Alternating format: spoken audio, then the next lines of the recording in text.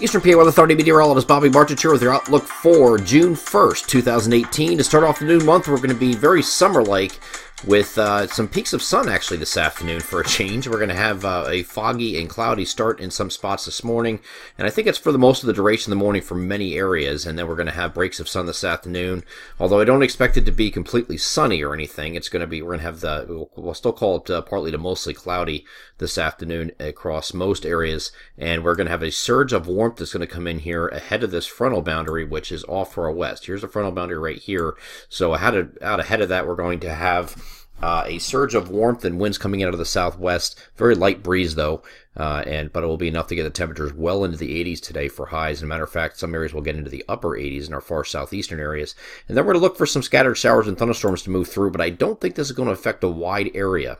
Okay, so this is going to be coming in a little bit late. This, for the timing of the front, is going to be a little bit late in order to get, so it's going to keep most areas dry and then the front will come through in the overnight period. So even though the global models are going to see a big battle here on this video that I'm going to show you between the short-range NAM, which runs to 84 hours in the future, and the global models, which go out a little bit farther. They're much more enthused with precipitation, not only here on Friday, but also through the weekend. You can see very scattered activity here shown in the global models for Friday afternoon and evening.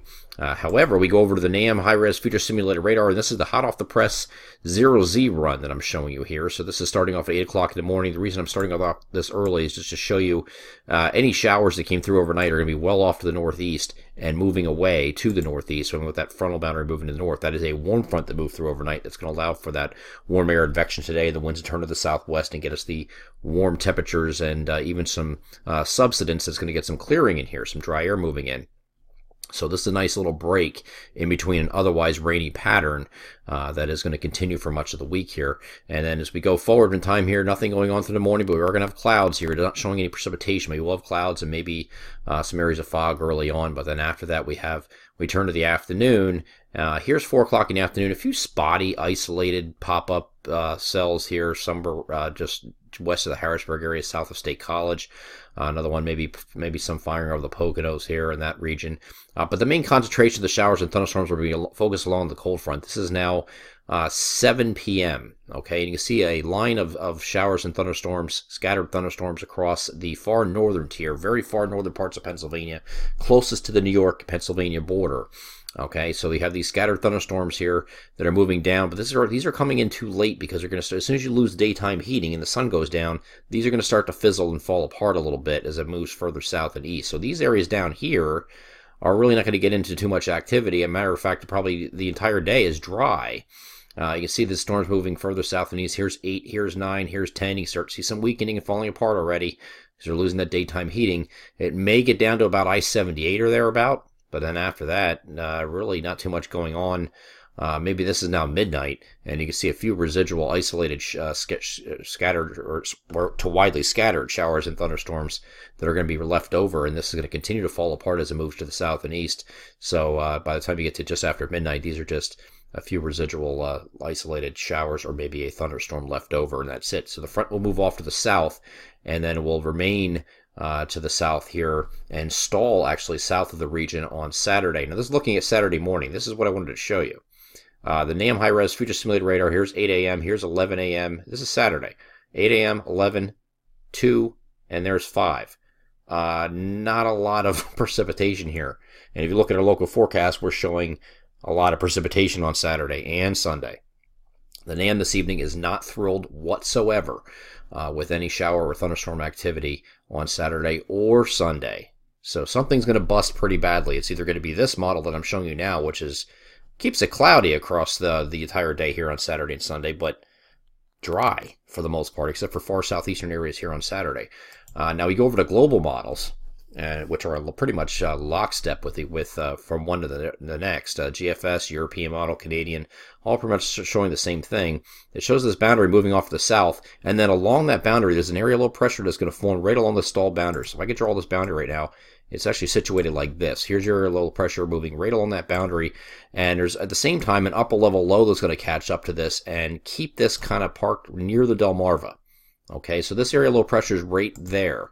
I think the NAM's really struggling to develop this, or really not having the influence of the upper level low enhance the rainfall with this. But the global models, look at the global models do on Saturday. There's plenty of rain across our region for the entire day. There's the morning, there's the afternoon. So it's pretty much a washout here on Saturday. And then you get to Sunday, wash, rinse, repeat. Maybe a little bit further south this time.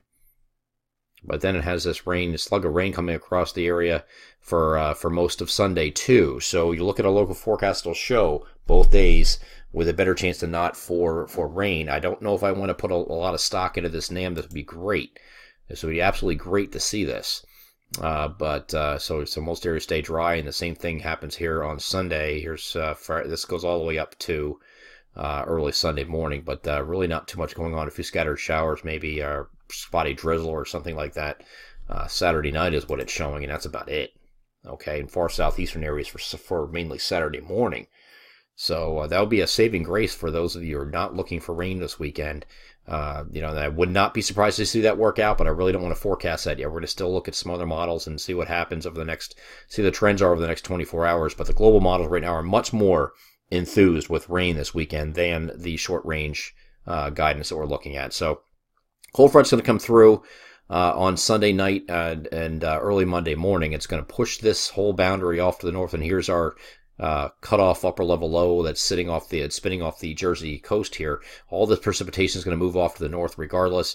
And then Monday we have maybe an early morning shower giving way to mostly cloudy skies, and it will dry out. You might actually have a partly cloudy period from Monday night into Tuesday morning, and then we have another wave that's going to move down from the north here, from the northern Great Lakes, moving into the southeast. It could bring a round of scattered showers and thunderstorms later Tuesday, but Tuesday, of course, starts off partly cloudy, we think. Okay, and this will be the next upper level low that kind of sits and spins here, and could bring some more showers here in the Tuesday to Wednesday time frame. So we'll have to watch this closely, see how this evolves. Right now, it doesn't look like a washout with a second one, but more of a New England type thing here. But it will be very cool Sunday and Monday with that upper level low influence, whether or not it's raining on Sunday or Monday or not. So just keep that in mind. It'll be stuck in the 60s most likely for most areas for highs on both Sunday and Monday. Probably upper 70s on Saturday. And then once we get to Tuesday, we start to recover a little bit, at least back to 70, but it's going to be a slow go at it here. And then once we get to later in the week, this system's going to finally pull away and leave us dry. Whether it hangs on the weekend, we'll see. We'll see. We've been very unlucky with the weekends. This will be our 6th consecutive weekend with measurable rainfall. I don't think regardless, even if the NAM is right, we're probably not going to get through the whole weekend unscathed, but that'd be great. We'll see what happens with the trends over the next 24 hours, and of course update tomorrow with the weekend forecast video.